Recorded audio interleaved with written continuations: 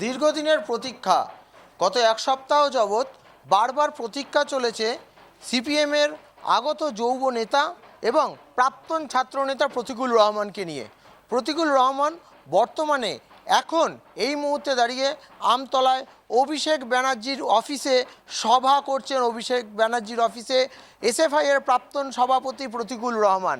প্রতিকুল রহমানকে নিয়ে একের পর এক জোট সরার পরে কিন্তু এই যে জটের একের পর এক কথা বক্তব্য এবং গতকালও একটি সংবাদ মাধ্যমে বসে প্রতিকুল জানিয়েছেন যে দরজা খুলে আমি যাকে দেখব তার সঙ্গে কথা বলবো।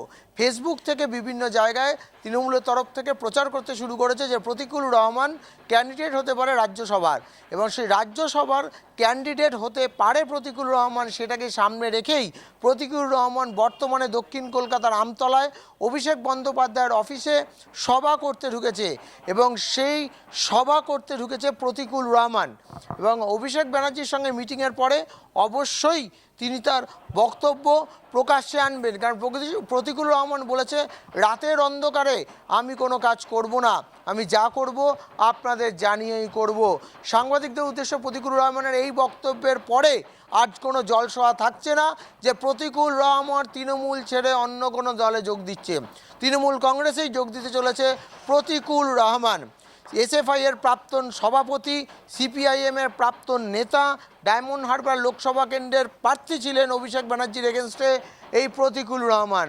আর সিপিএমের গতকালের প্রেস কনফারেন্সে মোহাম্মদ সেলিমের বক্তব্যের উপরে ভিত্তি করেই তিনি বুঝে গেছিলেন যে এরপরে আর মোহাম্মদ সেলিম তাকে ডাকবেন না বা বসবেন না।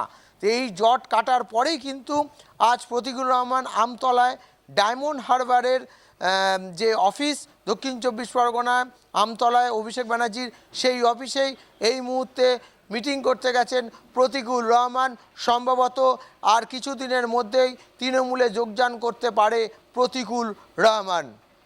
ক্যামেরা রাজ বর্মার সাথে Arun Chakraborty, vision plus news, Kolkata.